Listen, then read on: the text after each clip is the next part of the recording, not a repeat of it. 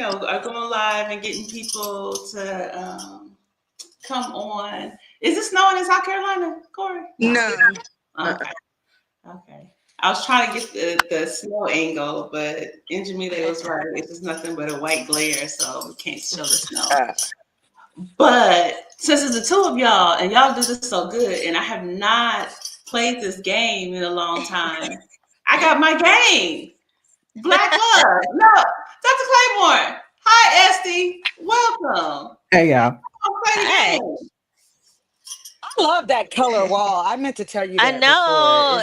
It's giving me whole life. Right. I mean, it's like a whole moment. Wall. We talked about art.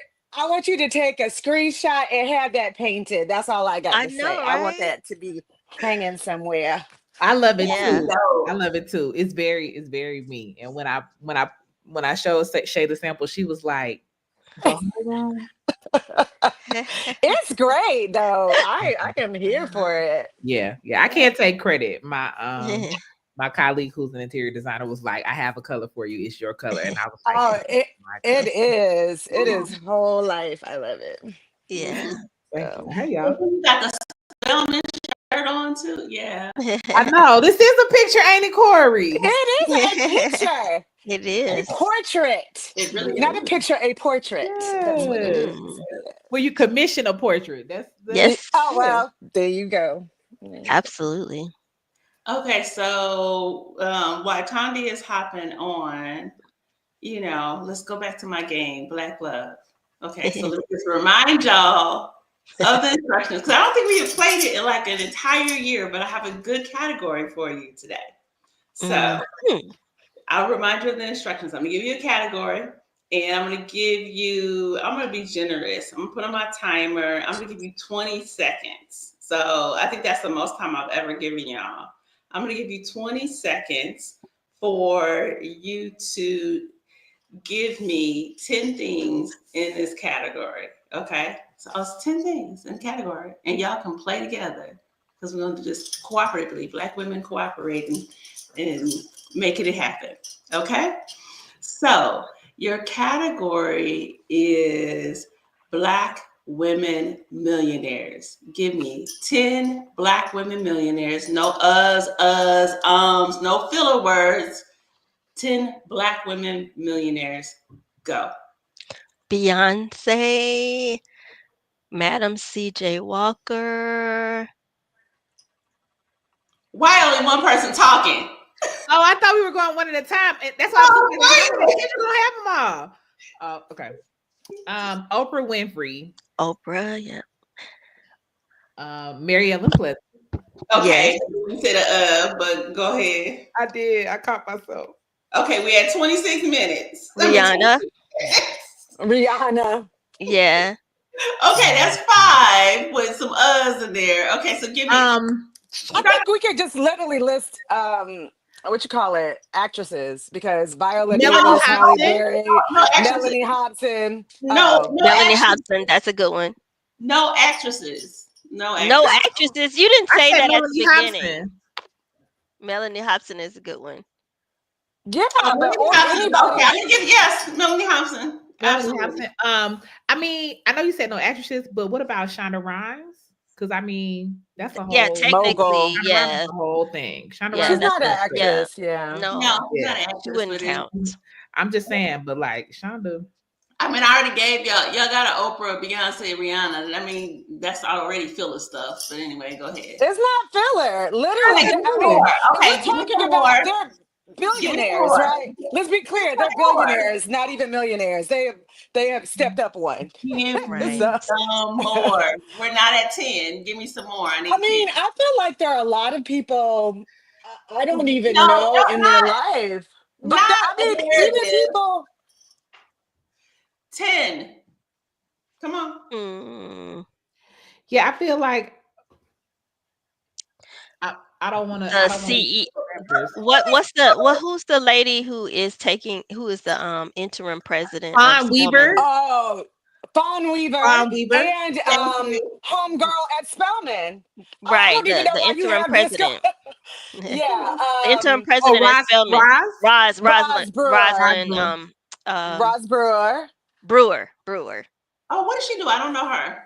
She was the CEO of Walgreens and Starbucks at one point. She was at Sam's first.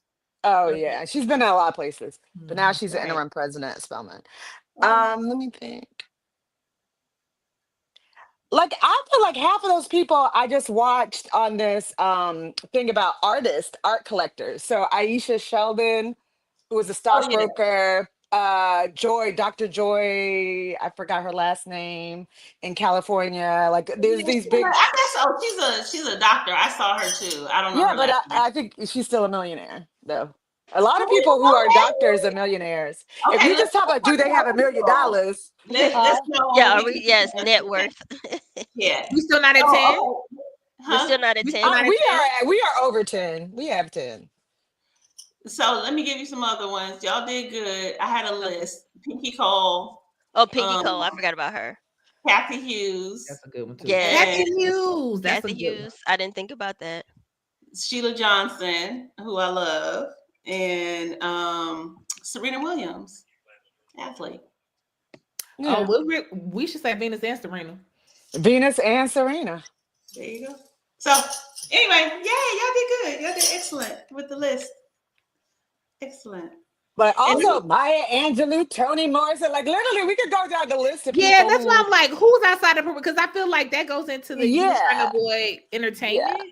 Or I mean, writers. I mean, there are a lot of people who, I mean, if you think about the Nobel Prize is $800,000 in and of itself, right? Like a lot of people, or the MacArthur Genius Grant is $600,000 in and of itself, not to mention everything. There's like a lot of people. So I guess it depends on multimillionaires, close to billionaires. Yeah, because I also think millionaire, 18th century, millionaire, correct, 21st century are very different. Very different things. Totally different things. And so this is actually, hey, Sister Tani, this is actually a good segue into our conversation today. And I think it's interesting. So, of course, Madam C.J. Walker came up because she has been popularly marketed as the first Black woman self-made millionaire. She actually wasn't a millionaire. She was close, but she actually wasn't. If you look at financial net worth, she wasn't. And so I think this is interesting because it delves into my background in business. So yeah, she wasn't a millionaire. She spent a lot of money. But where did she land? Just right underneath that. It was a marketing thing for her to say that she was a millionaire. Because to your point, Estee, at the turn of the century, turn of the 20th century, to say that you're a millionaire, I mean, that's huge. I mean, a Black woman millionaire. So she was just right below that threshold. But she didn't have $1 million. Meaning like $900,000? Probably like 8 or 9. Oh, okay. Because I'm like, who's right under? You know what I mean? You mean you like 700,000 or like 5? Like, okay. Because that was about to disrupt my whole spirit, right? I need to have some clarity. But if you got 900,000, I'm gonna still call you a Black woman. Then, I mean, like my thing is, what were her property worth? What was her products worth? I don't know if they include all that. She was neighbors. She was neighbors with John D. Rockefeller. You know what I'm saying? Like, what was her zip code? Because I feel like she lived in the billionaire zip code. You have a privately held company. When you have a privately held company, you never know actually what people are worth. You can estimate it. And so even for my company, which is privately held, then people just estimate my net worth. And they can do that based on where you live and the number of employees that you have. Obviously, they don't have access to your taxes, but there's a lot of information that companies can gather and estimate your net worth. And so that's usually what it is, like looking at your assets. And the funny thing is that for my industry right now in mental health, all these venture capitalists, corporate greedy type people. Morgan Devine, who owns Blavity. Oh, yeah. No, I like her a lot. Mm-hmm.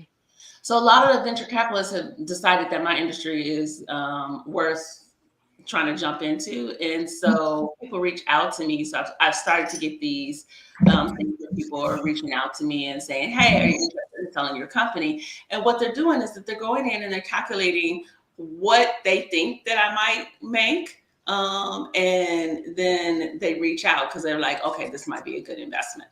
So yeah, so that's a lot of what you're seeing. If it's and again, a privately held company, not one that issues stock, that's very different because they have to have disclosures, and so you can actually get what their actual net worth is. But a privately held company is all based on estimates. And so Madam C.J. Walker was actually a master at being able to market herself because she was marketing herself as a self-made millionaire. She wasn't, and people went with that, just based on estimated net worth. But anyway, that being said, hey everyone, it is 2025, and for all of us that are here on this side of the country in Muskogee territory, I was trying to show it to you. It is snowing here, which it hasn't snowed in many, many years, and so that is really exciting. Like right now, to see the white snow for the people that are at the house. Sister over here in California, my sister Thandi, I'm assuming she don't have snow, but they got fires over there. You okay? I ain't got no snow. We need a little bit of snow. We need some water. Oh, yeah. We need some water out this way. We are praying for y'all. Yeah. It's looking. Please pray. Please pray. Yeah, that's quite heartbreaking. Yeah.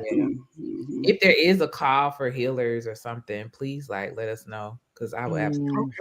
Okay. Yeah, I've seen some stuff online where people are doing mutual aid funds and now that's what people need right now, because so many insurance companies started canceling fire policies during fire. Okay. You talking about evil? One subject at a time. I can't. I'm too tired. Yeah. One subject at a time. Evil. Yeah. Thandi said one subject at a time. So okay. So sorry. We sorry. We mad. We sorry. In that, today our discussion is around Mary Ellen Pleasant, and that's why I wanted us to talk about millionaires. And I think to someone's point, I don't know if it was you, Jamila, you were saying the point about the fact that there's a difference between a millionaire and someone that's a multimillionaire. There's actually a very big difference. Okay, one of y'all said that. I didn't say that. There's also a difference between being a millionaire and sitting on your money and reinvesting it in your business, and using that money to fund John Brown's raid to destroy slavery. And literally civil rights all the way around. And civil rights. Right. She was an activist. She was an activist. Right. So. Yeah. So Thandi, let's jump in. My first question I want to ask y'all is, how much did y'all know before starting to prepare for this? How much did you know about Mary Ellen Pleasant? Well, I had not heard of her. Just so happens. I don't think. Well, it was in California, so I was really interested in how much you had heard of her. It just so happens that I knew a lot, because in my book, Some of Us Are Brave, Volume 1, I have an interview with Sharon L. Grain, who's a playwright, who did a one-woman play on Mammy or Mary Pleasant. Mm-hmm.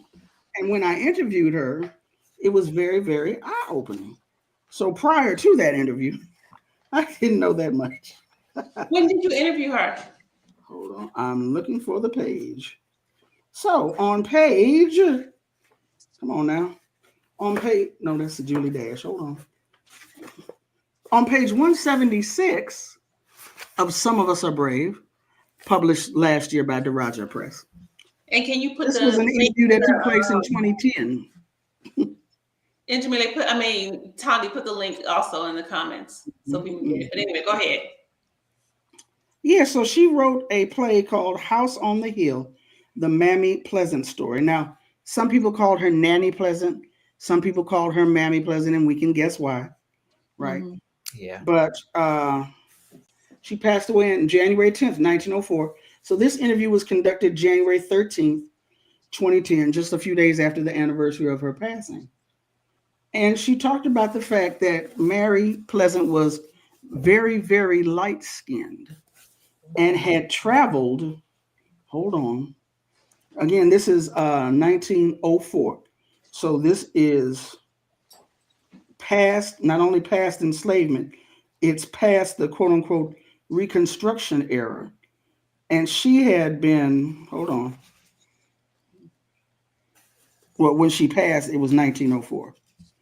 But she was called the mother of civil rights in the state of California. Mhm. She was responsible for Black people being able to ride a bus in the state of California.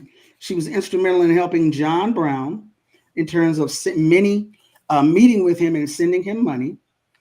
She joined him in Canada, where he went to put together one of his meetings to put together one of his armies. She bought 4 pieces of property so he could gather and have the meetings in Canada. Now it says here, after they finished talking to him, they were trying to explain to him he was planning on taking all on the territory east of the Allegheny Mountains, and thinking that if he had guns, all the slaves would leave the plantation and run and follow him. And Mary Ellen was trying to say, you don't understand. These slaves are used to being held down on plantations. They're not going to do that without leadership. So they found out that the authorities were looking for him. Mary Ellen fled south.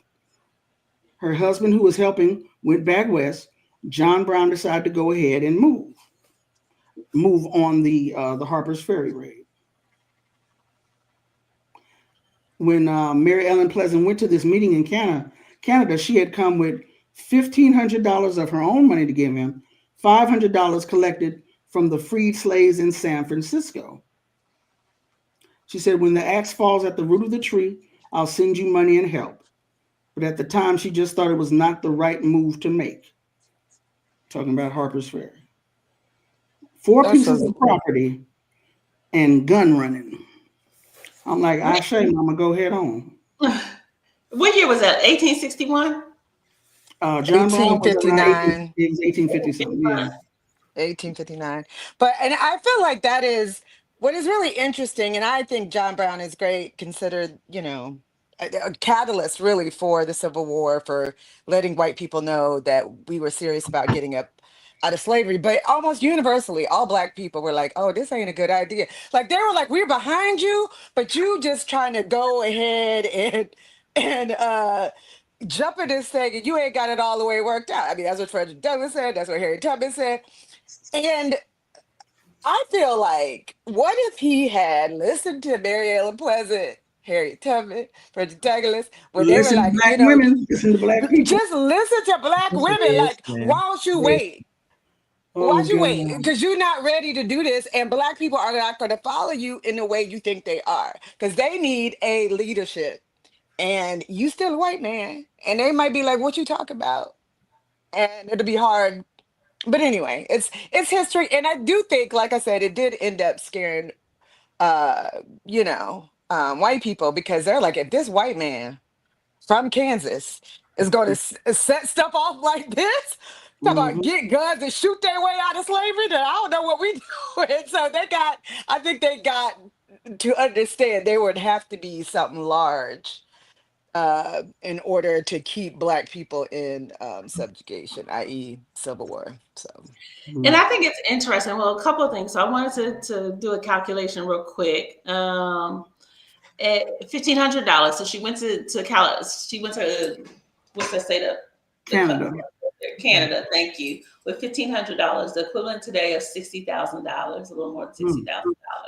So this lady was balling, and I think from the beginning, she got the money from her husband, who passed away, but I think who was abusive, which I was surprised when, that's what I learned from Wikipedia and a little bit from the documentary.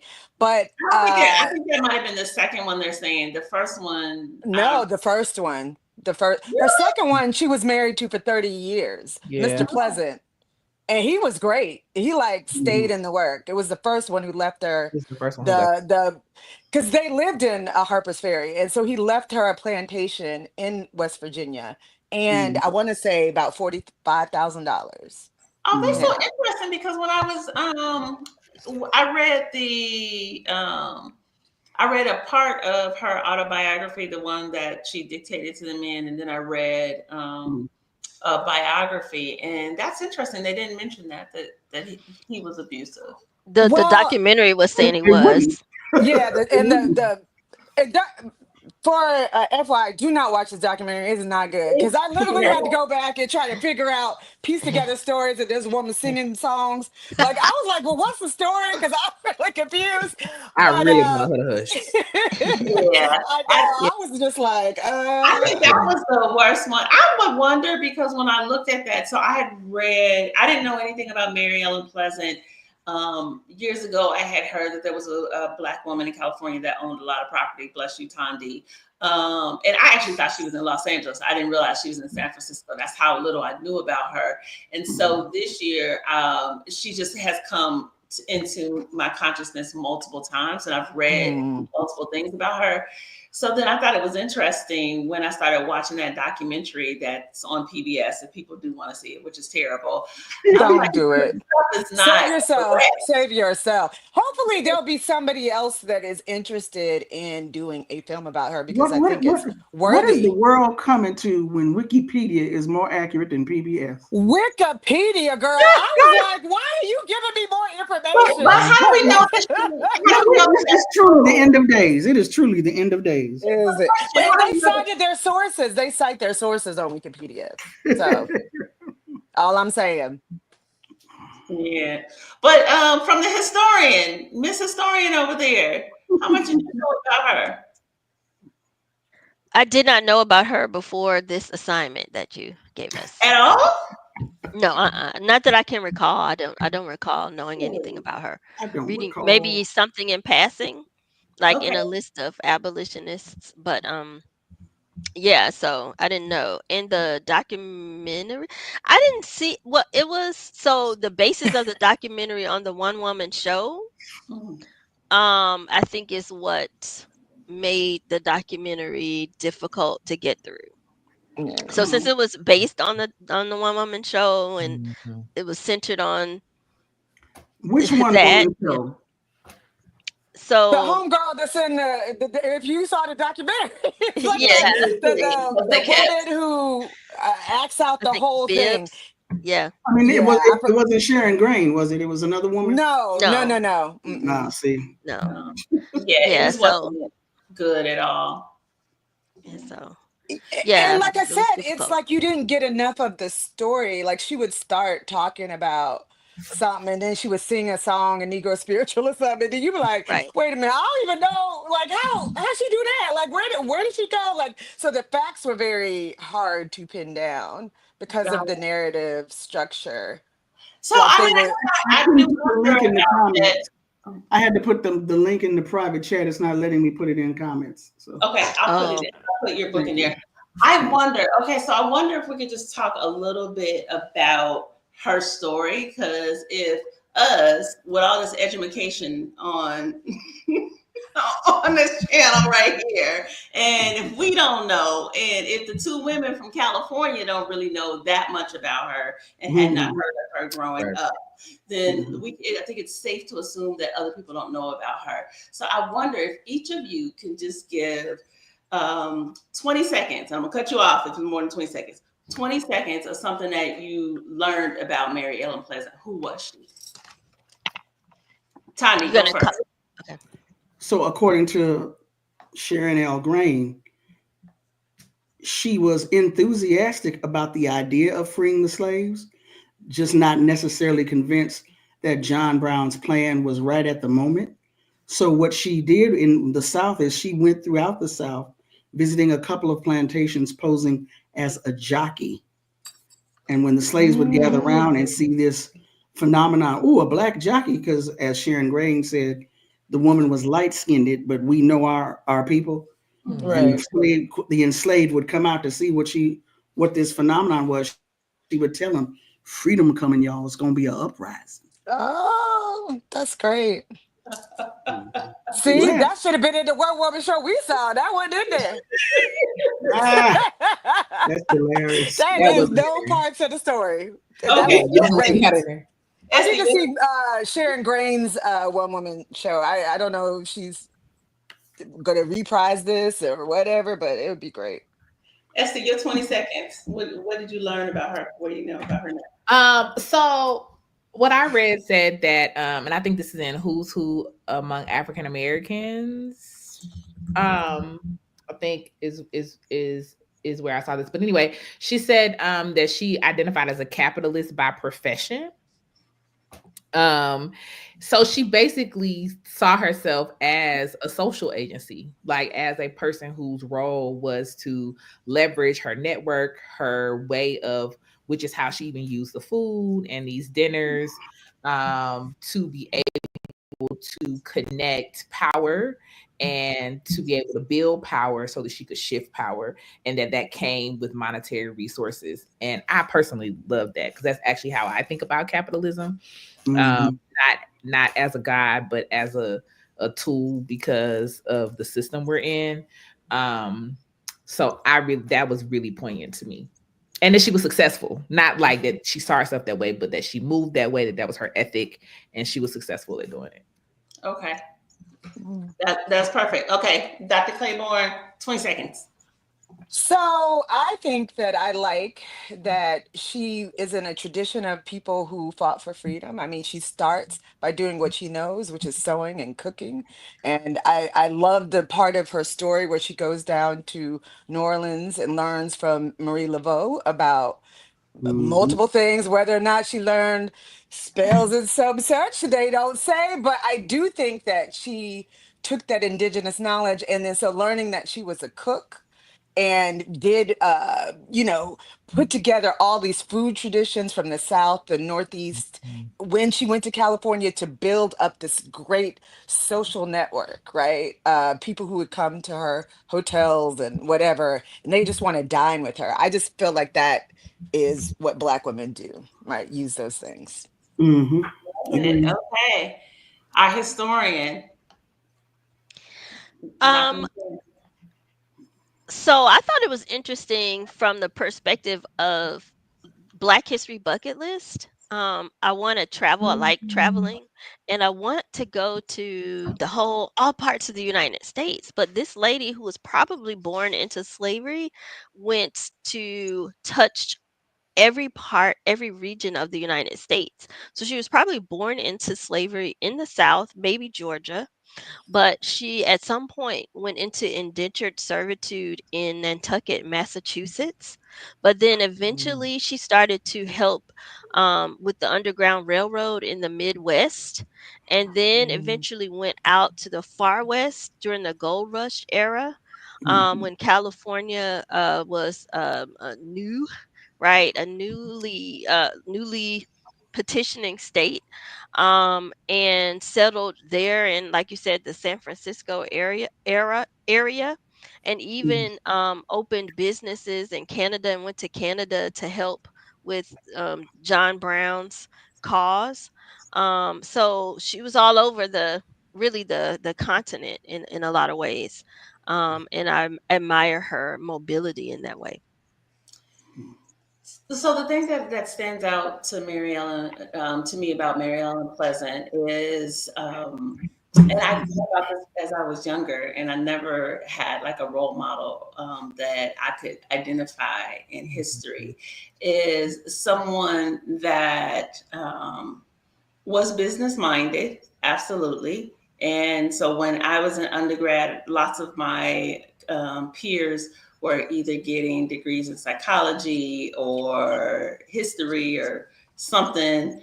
And they would talk about me because I was in business school. And I was like, that's all right. I'm going to fund the revolution. You ain't got no money. And I would tease them a lot. And that got dismissed about me and my personality. I was literally the only person that I knew that had any kind of political consciousness that was interested in business. And I knew that we needed money to do the things that we said that we were going to do. And so to watch Mary Ellen Pleasant or read about her, and then realize that this is someone that had that same type of mindset to go to California when there was no way that you could get across no easy way to get across the United States. So she goes down around the bottom of South America and comes back up. So there's no Panama Canal, no nothing like that. And she does that multiple times to get to California. I think is touching. The fact that she was born in California is touching to me.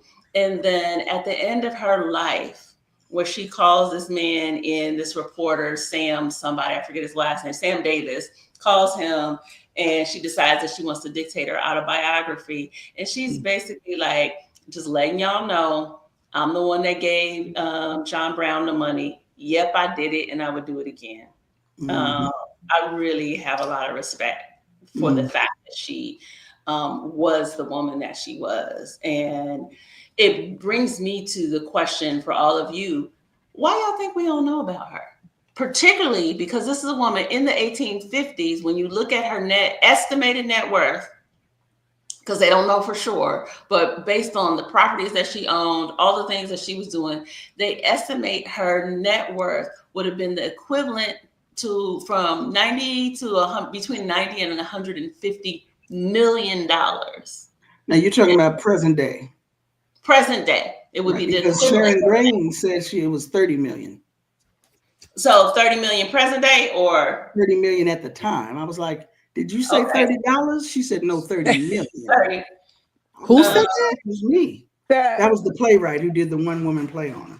She had there's a book which I have forgotten the name of, but it might be her autobiography. It's a book on that she based it on. She found out about Mary Ellen Pleasant, read this book. She said, I need to do a play about this woman. So that would be, and so this is an interesting thing. Remember I told you, like, in net worth is all like your estimates of what you think. So you in people's business and thinking, based on what they have. So the calculations that I was doing based on what people were saying was estimating between 90 and 150 million. What Thandi is saying, that's over $1 billion that this woman. I haven't checked. I'm just telling you what she told me. What we know is she wasn't playing no games. She had more money than Madam C.J. Walker. We're not saying she a gold digger. She wasn't messing with no bro. She wasn't messing with no bro. Okay. So I feel like, well, maybe this is and I don't want to be like a downer. But she lost her money, right? And I feel like your girl Zora Hurston, partly the reason why she kind of went into obscurity is because at the end of her life, she, was insolvent, which they said she was, which I was surprised, because I'm like, girl, how you should know better than anybody else. And they were talking about at the point where she had this book with all these secrets that she might have used to blackmail people. I don't know if that's true. That's what Wikipedia said. But what I was saying is that you should know better enough than to trust people. So at the end of her life, when she's living in this 20-room mansion with the Bell family widow and some of their family, the white man that she used as a front for her businesses and whatever, he let that woman put her out her house and take that property, which she was never able to get back. Take all of her diamonds, take all of the stuff that she had. And she died trying to fight a lawsuit to even just get her diamond collection back, to get whatever. And I'm always like, see, this is what history does to us, right? Like, and this is what, before there's a Black woman who went and resurrected Zora Hurston's life. Like, it's easy to say she was this poor person, died in a pauper's grave, no headstone. So I don't know. So this was my question. Like, is there a place where she's buried? They no longer have the house. Well, she didn't own it at the end of her life, but is there a historical marker on the mansion? Okay. Yeah. What happened to her daughter? Like, what kind of family did she have? They think she died when she was young. Oh, okay. They can't find any record. She married because Millionaire gave her a really big wedding. She might have died of, the 50 million kind of plagues that were going on at the time, because they don't find anything else about her. But I feel like this is our problem. Like, did she get suppressed in history because her story it doesn't end on a high note. It don't end when you get the millions, right? Like, and I feel like that too often we only want to celebrate people who end on the kind of high with a certain level of recognition.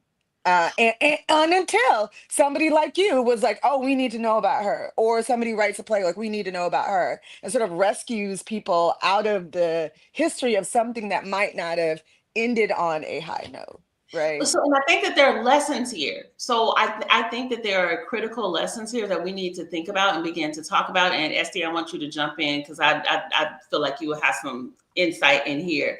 Because one, I think we need to start with, we need to recognize that this lady wasn't, she didn't just have $1 million. She didn't have $2 million.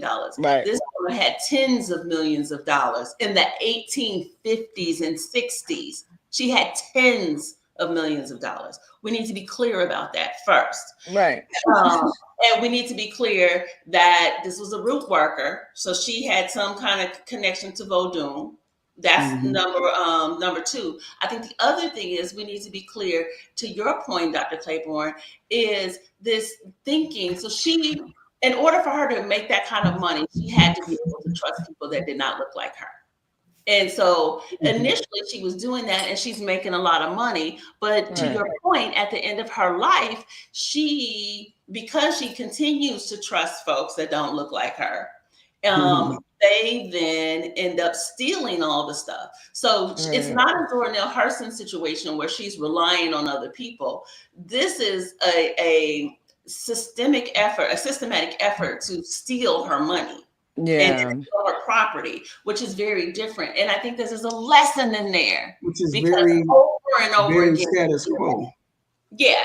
But Estee and Thandi, I'm interested in your thoughts about this. Like, what lessons? Real quick, she's buried in Napa, California. Oh, awesome. Yeah. I'm sorry. I was looking at, I said road trip. I was looking that up while you were talking. You wanted my thoughts on what? Well, Estee first, and then I got a different question for you, Thandi. Okay. Even that, like the power that your ancestral remains are in Napa. Okay. Like they might have stole your money, but they had to keep you with money. Like, I mean, it's so many layers there. I was kind of looking some stuff up too, because my understanding was that it was 30 million. That was what I had read, and y'all were throwing out some way different numbers. So I was kind of trying to see what y'all had seen. No, 30 million then. So if it's 30 million then, it would be over $1 billion today. Oh, yes. Okay, yes. Okay, I thought you all were saying that it was indeed a 90 to 150 million, and I was like, that is not what I read. No, equivalent to the numbers that I read would have made it the estimate to 90 to 100 million today. So Thandi's giving us numbers that are beyond that are closer to $1 billion.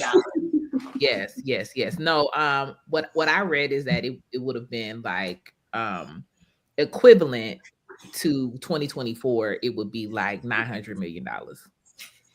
Which is what Thandi was saying. Yeah. But I think what was really standing out to me was how we really see her agency. And that it wasn't just the way that she wanted to move in the world and the way that she chose to move in the world, but her agency in doing that. Because I really think that's the thing that we all have. Like, I feel like that's the thing we can always find and identify. And I really feel like this is a spiritual thing too.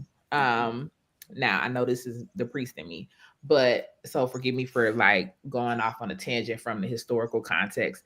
But I really think sometimes we forget that like we need that ashe as a part of the community. Like, somebody gotta have the money, and somebody gotta have the ashe for money. Like, somebody gotta have the sweetness to be able to go in the bank. You know what I'm saying? And commiserate with the enemy and come out with the resource that we need. Like, somebody got to be Ogun and have the machete, but somebody else has to be Oshun. Look. Right. You know what I'm saying? Baba Tasu. Ashe to Baba Tasu out there in Atlanta, Georgia. He told me something one time I will never forget. He said, when you go to war, you invoke Ogun.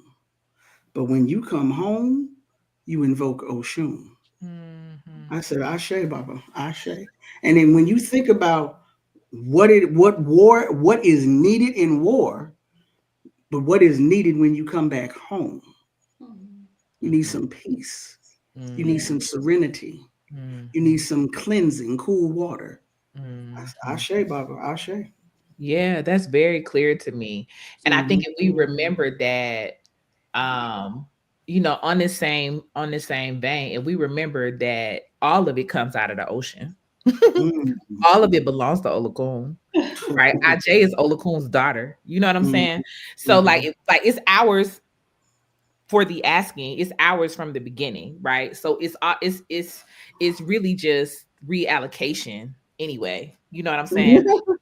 And if we are willing to use our agency in ways that because I think sometimes for those of us that are conscious, capitalism and the evilness of the system, it can blur our ability to see it as a strategy, and that it is still the system in which we exist. I'm not saying that it's not problematic. And you know what I'm saying? Like, if we live in the house, can we always be safe and tear the walls down at the same time? Like, there has to be strategy about how we create something else and remain safe where we are. And we need all of that. And so I think her agency of and her ability to have like lived in these different places and to have kept that consistent type of agency where we see her moving in these ways in and out of this nation and in different regions of this nation. I just really think that agency is so pervasive in her story, and it really is an opportunity for all of us to reach and to see how our own agency and our own Ashe is the thing that we bring, and how can we always be moving in that no matter what our context is, in a way that allows our piece of the puzzle to function for the community. A question for you, Thandi. Well, and I actually want to make a comment on what you said, Estee. I knew someone that said a quote, and this always has stuck with me, that African-centered people won't let nothing stand in their way of being broke.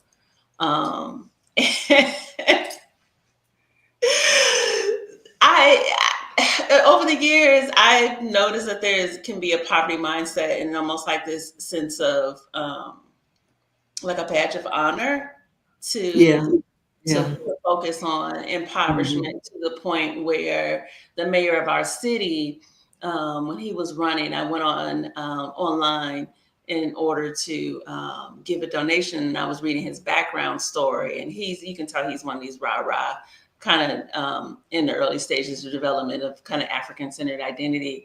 And it was talking about, he's originally from the area, grew up in the family home. That family home passed to him when the, elders in the family died, and he lost the property. And I was like, what? He's a lawyer and lost the property. And I didn't see that as a badge of honor. It was probably paid for. How you lose the property? It was paid for because how you lose it? Well, the story online, and I haven't read it in a couple of years, so forgive me, I don't have the exact details, but I remember he went to law school, became a city council person. In his mind, city council, you only get paid like a very little bit of money because it's a part-time job. And so he felt like he needed to be a full-time city council person. So because he was doing that full-time, he couldn't maintain the property. And I was like, that's not African-centered thought or theory, because if you are saying that you are down for the people, the first thing that you need to take care of is your ancestral lineage, and you keep this property. So I thought that was a whole nother wavelength from him. Come on now. Yeah. So, but anyway, so that just kind of goes to the Estee's comment. But the question I have for you, Thandi, is around the journalists at the time. We know obviously a lot of the covering of Mary Ellen Pleasant was pretty racist, to the point where she was like, these people call me mammy. I'm not nobody's mammy. how do we look at historic journalism that we know is racist to be able to pull out the real facts? How do we decide for what is real versus what is just racist hyperbole? I don't know Well, if that question. I'm sure my sister, Dr. Kenja McCray, would agree. You have to look at multiple sources. So you're looking at newspaper. You go into newspaper coverage knowing that they're gonna call people names and think it's okay. Like with Huckleberry Finn, just casually throwing particular words around because that was the time period we were in. So, I remember when I was embarking on quote unquote consciousness, I would look for Black folks in certain books and there was nothing in there in the index under Black. I said, okay, let me look under Negro, let me look under colored, and then you find your people. So you go into, when you're able to get a hold of newspaper coverage from the day, you're going to have to compare the reportage, compare the sources, and compile them. What does this one say? What does that one say? And then you go look for a book. A lot of times the books are based on have sources that are newspapers. Sometimes they're sources from a person who actually lived, maybe a person's memoir, an interview of someone elsewhere. So it's a bit of research. It's a bit of detective work. Okay. If you're willing to do that. I feel like we can have a whole conversation about news media, and you can get us hip us on that. Dr. McCray, how do we find it? What is our role? So Mary Ellen Pleasant is someone that's new to us. For whatever reason, her spirit was decided, hey, Ìfétáyò, I need you to know who I am. And I need you to make sure these other women know who I am. So where do we go from here? From a historic perspective, how do we elevate her name, elevate her as an ancestor? I think this is one good way. I actually looked to see if she was included in a Black women's history of the United States. And I looked in the index and I didn't see, because I didn't remember reading about her in that book. And she isn't in a Black women's history of the United States, which made me wonder. That's one book though. That's just one book. Yeah. Now that she is, you did lead us to your book, right? Thandi. And so that is a good starting point, right? So I think we should look more, maybe revisit this topic and look at where she is written about, including. So you led us to the playwright that you interviewed, but does your book mention Mary Ellen Pleasant, or just the playwright? Well, it's an interview with the playwright talking about the play that she did. Okay, all right. So that's a good starting part. I put in the chat. There were actually a few 1 to 2, 3-minute clips of her play on YouTube. I put the links in the private chat, so if you could put those in the comments also. Yeah, I'll put them in the comments. Put there. Okay. So that's a good starting point. So to answer your question directly, Dr. Ìfétáyò, what we could do if it's a project, right, that you want to expound on, what we could do is look at what Sister Thandi has given us there, and then look at the holes that are there, like what is said and what isn't said.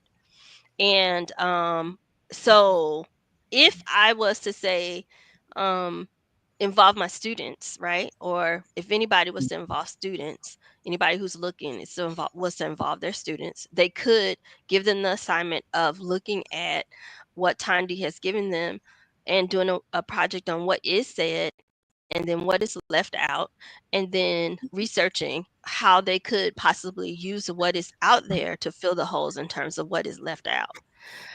And so part of why we don't know as much about Mary Ellen Pleasant as we should may be that she didn't leave the record, right? So one of the things that I did pick up from doing, just some light research on her for this show is that so much it just is not known about her, because maybe a large part of what she did was work done in the shadows, because she was, doing the work of the Underground Railroad, right?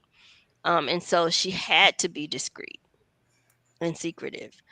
And so there may be things we may never know about her. So that could be why we don't know, and it could be why creatives did a lot of the work of bringing her to our attention. Yeah. So we don't know. We have to get out there and do the legwork and find out what's there. In which case, if it is, then it's people like Corrie, right, who are going to be really, really important in helping her name live on. And I think that's one of the. I'm gonna give you something to answer as you get ready to with your thing. Okay, come back to me too.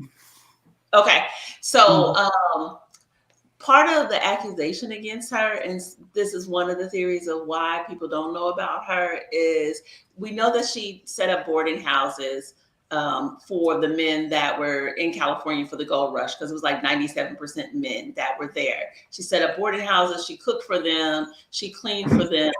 And so if you got men cooking and cleaning and they got a place to live, they also gonna need some ass. And so people say that she Ìfétáyò. Am I lying? Sex work. Yes, sex works. Maybe the language was off-putting. So she may. You didn't see me even blink, right? I was like she may have provided sex work. So that so yes. So she may have. I mean, the only thing I would add is women like ass sex too. work.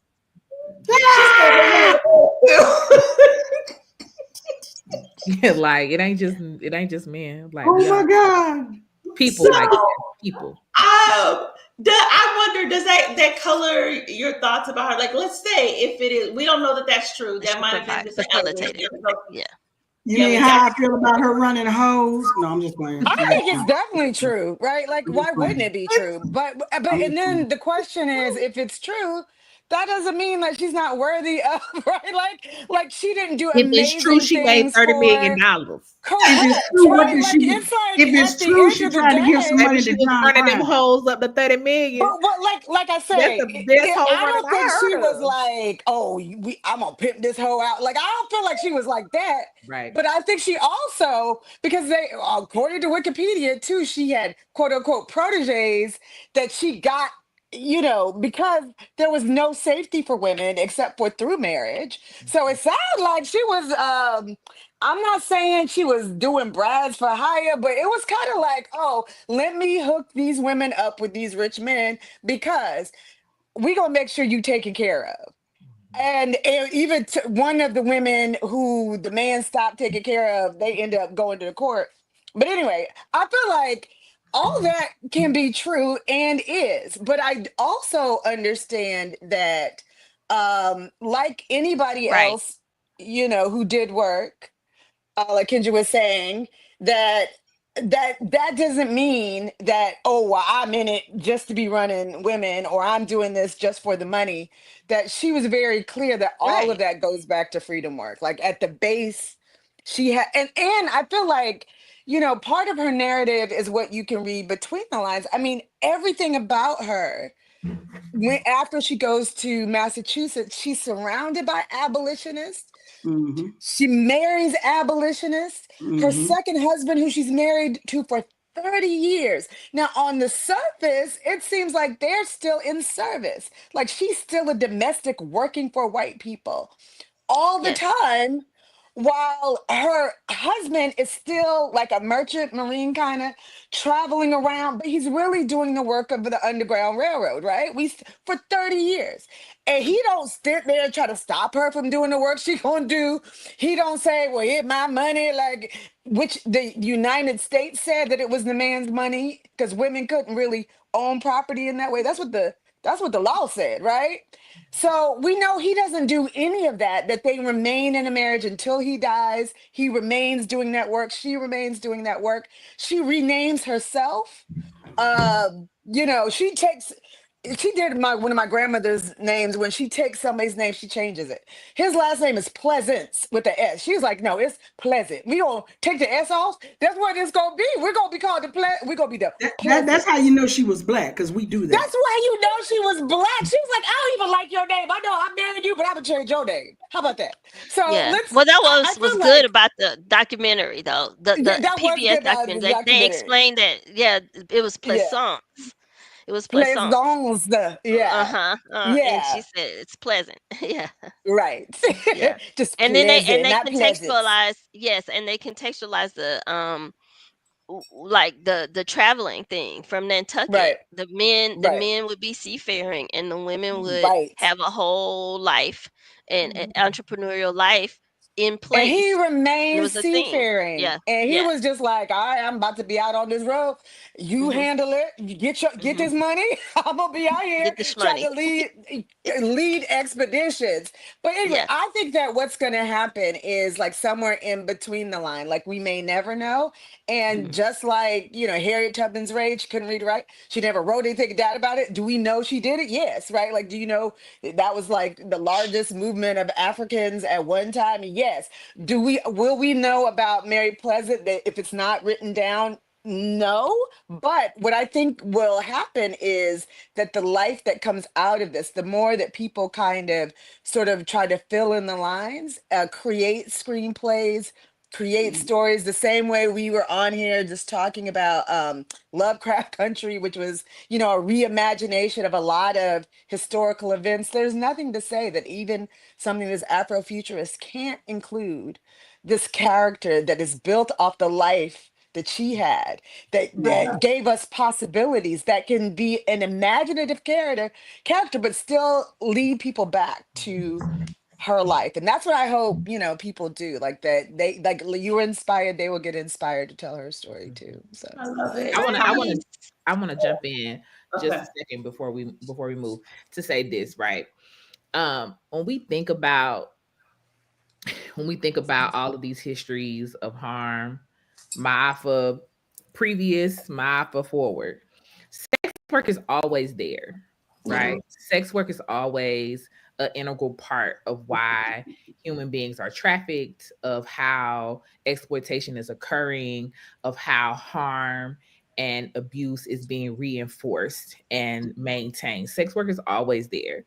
And so the fact that it's even mentioned, I think, or focused on in certain ways is just a tool of racism and sexism, because white men are financing sex work, often implemented by people of color and upheld by people of color, and not funded or financing ultimately people of color, right? They're not benefiting from it.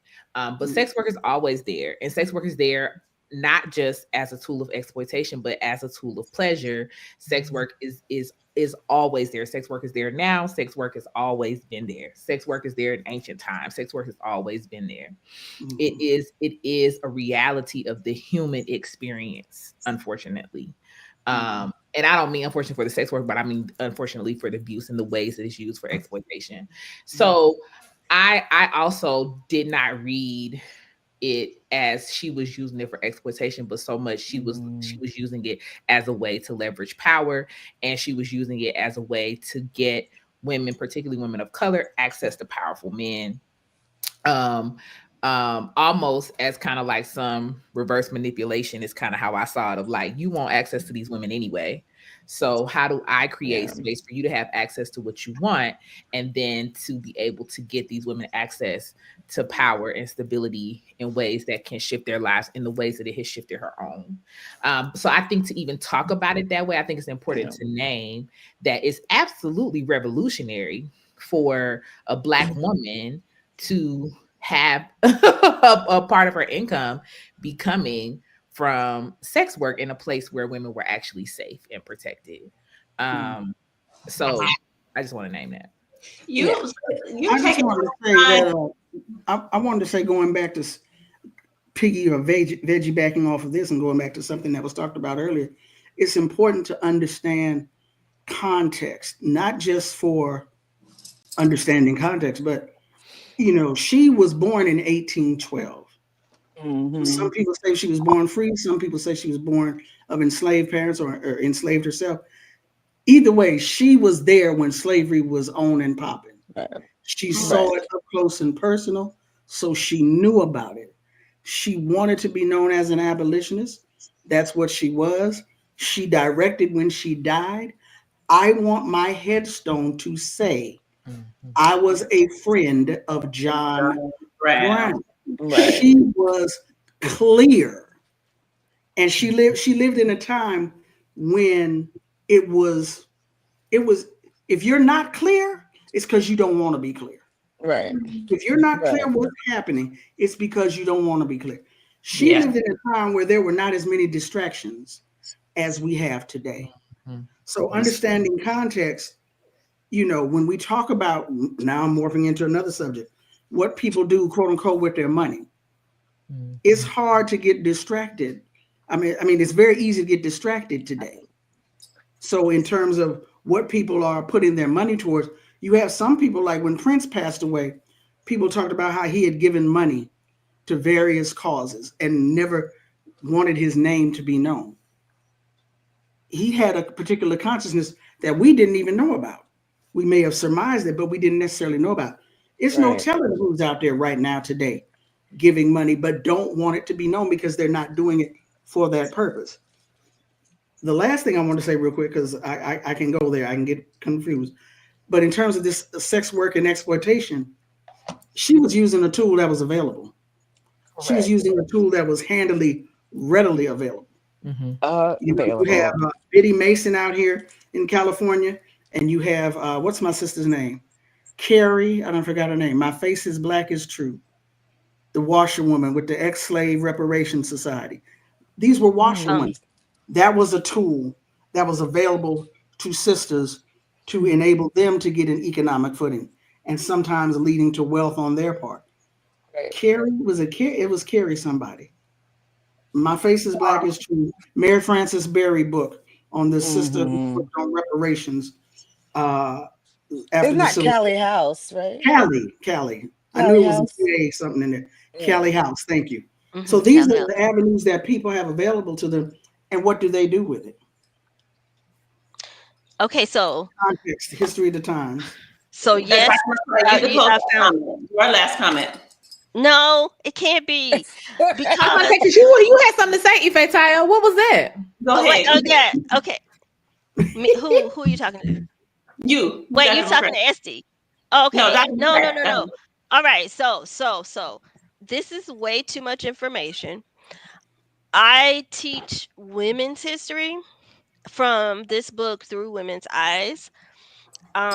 And yes, there is a reference to Mary Ellen Pleasant in this women's history textbook. I don't recall it because there are a lot of references to people in Mhm. here. It is in the part about women in the West. It's under the gold rush, and it says most of the gold seekers were men. For every 100 men who came to Gold Country, there were only 3 women. Some of Mm, these women came with their husbands, either to share in the adventure or to fulfill a sense of conjugal duty. But some women longed to go west to pursue their own adventurous dreams. In a letter mhm, to her mother, soon after news broke of the discovery of gold, Susan B. Anthony, later one of the founders of the women's rights movement, wrote, I wish I had about $100,000 of that precious dust. I would no longer be a schoolmarm. Anthony did not go, but there were women who did join the rush, some to work close to the mines and others to set up businesses in San Francisco or Sacramento to make their fortunes at a distance. mhm, One of the few African American women in Gold Rush, San Francisco, was Mary Ellen Pleasant, who ran a boarding house and a restaurant from 1849 through 1855. Quote, A smart woman can do very well in this country, end quote. One woman wrote to a friend back east. Quote, it is the only country that I was ever in where a woman received anything like just compensation for work, end quote. And that's where it begins and ends. And She's then talking it about goes, Cali was the only country or the no, West. it's just saying a smart woman can do very well, and Mhm. there's this random woman who says it's the only country Mhm. that I was ever in where a woman received anything like just compensation for work. And it's just a mention of Mary Ellen Pleasant, who ran a boarding house for 6 years out in a restaurant. And it Mhm. says, uh, d- despite the economic unpredictability of the gold rush, women continued to maintain class differences among themselves. Unmarried men willing to pay well for services that women provided. And then, of all women in Gold Rush, California, prostitutes must have drawn the most attention from historians. And Mhm. then that's because it's salacious and romantic and yep. And Puritan and Victorian and paternalistic and patriarchal. Yeah. So yeah. I mean, there's not much there. I think Mhm. there's not a lot of primary source material on Mhm. Mary Ellen Pleasant. Yeah. And Mhm. so the work of Dr. Claiborne and her students and charges is going to be very Dr. important. McCray. Mhm. We're gonna have So to Mhm. the pray on these answer men. is They need to take women's history though first. So we're gonna have to pray on it. I'll have to send them all to you because I teach at Morehouse. So send all the men over there, then we'll work on it. Okay. So so one thing that people do say is that there are a lot of primary resources on her. There's actually even she kept diaries. They think that the diaries are in possession of some white folks. Um, Well, and so she's got a lot, and she was always in the media. They're going to be, and I'm sure that they because she was in court a lot, so they're going to be a mhm. lot of court documents about her. So there's a ton of primary resources. People have not taken on her story, partly because of the conversation around her possibly being a madam, but I think that Oh, it's worth looking at. Yep, Tani. I that's want to good say real quick stuff. that interview with That's Sharon good. That's Grain. good stuff. I was it was I was doing the radio show at KPFK. Some of Us Are Brave, a Black women's radio show. So I was Mhm. looking for things to content for the show.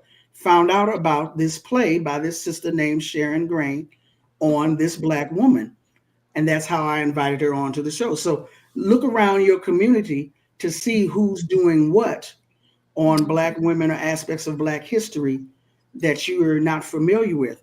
And even though we're talking about Sharon L. Green, I want to throw this in also, another shameless plug, because it's in volume 2. It's a brother by the name of Clayton LeBoeuf. Mhm. He's an actor. If you watch The Wire or Homicide: Life on the Street, then you know his face when you see him. I don't remember if this was via, it may have been via Facebook back in the day, but he's an actor. Actors do plays, actors do Shakespeare, etc. Actors are dedicated to their craft. He was reading a book called Shakespeare in Sable and came across a sister by the name of Henrietta Vinton Davis, who worked with Marcus Garvey. And he was so intrigued by her life, he did, I won't call it, of course, it wasn't a one woman play, but it was something around her. And he's Mhm. been doing work in Baltimore to get a headstone for her grave. Had him on the show. So your social media, the Mhm. rise of TikTok, all of these different sites that are putting out historical information, so it's worth investigating to see is it correct or getting that's how you find out about stuff through your social media, through your community. You're bound to come across something you did not know about. Yeah. And Natanya Duncan does work on Henrietta Vinton Davis. Just her official book release was yesterday. It's wow. Henrietta Vinton an Davis. efficient, if an efficient womanhood. Yeah. She does Garveyite women. So did Keisha Blaine, but I think Okay. yeah. Uh-huh. Okay. I know uh I know Natanya Duncan was living with these women for a super long time too. And So also Darlene Clark Hine is also a Black women's historian. Yes, she is. Before I lost my way up, I was a history major. as we get ready to wrap up, I think that the whole thing that should be pointed out is that Mary Ellen Pleasant came into my spirit at this time, at this space where we're at as African Americans in this world, and I think it's for a particular reason. One, if we just think about it quickly from a psychological perspective, this was a woman that was operating at the time during enslavement. She's operating at this time. And despite what people tell her that she should be as a woman, and particularly as a Black woman, she was able to have a significant amount of success. But to Dr. Claiborne's point, her downfall was trusting the wrong people. And if we don't learn anything else as people of African descent in this country, we need to learn who to trust and stop trusting the wrong people. That being said, I want to thank my colleagues, friends, sister friends, and guests that come on every month on the first Friday of each month and have this conversation with me. The first person that is right next to me is Reverend Estee Nena Dillard, who is a queer sexologist. She is an Olokun, an Ifa, and a Gungun priest. She is a reverend, and she is just an all-around good sister and just looking fabulous with that. I don't know what the color is called. Is it pink fuchsia combination of beautifulness with the hair and everything? So it's like she got the whole Black woman vibe. Then right next to her on that left coast is our sister Thandisizwe Chimurenga. She is a writer. She is a social commentator. She is a journalist, and she got lots of books. Hold them books up, Thandi. Well, here's two of them right here. Two of the five.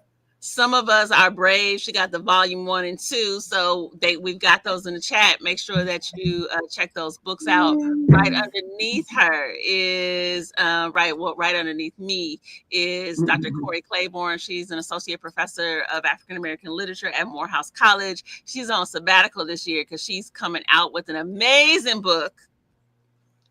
So we can't wait to read that. Well, me too. I can't wait to read it.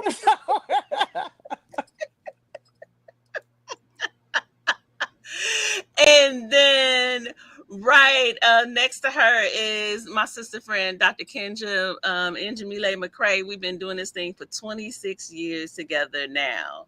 Fussing, fighting, being friends, and doing all the stuff in between. What I didn't say, and I got to give her a big up, and so all of y'all have to help me, is Dr. McCray is having her book come out on a major publisher. So NYU Press is publishing her book is Essential Soldiers. What's the subtitle of the book? We fought over this a lot. I think it's Black women. I don't know. Women activists. You don't know the name of your own book? No, because we fought over the subtitle and it wasn't actually mine. Women activists and Black women's leadership and Black power, women's leadership activism. Okay, so I'll put the link. I never can remember. We'll revisit this. Black women leadership and Black power. That so women activists and Black power and Black power women. Women activists and Black power movement leadership. So that's coming out on NYU Press. So make sure y'all look for that. So of course we're going to have a whole talk on that.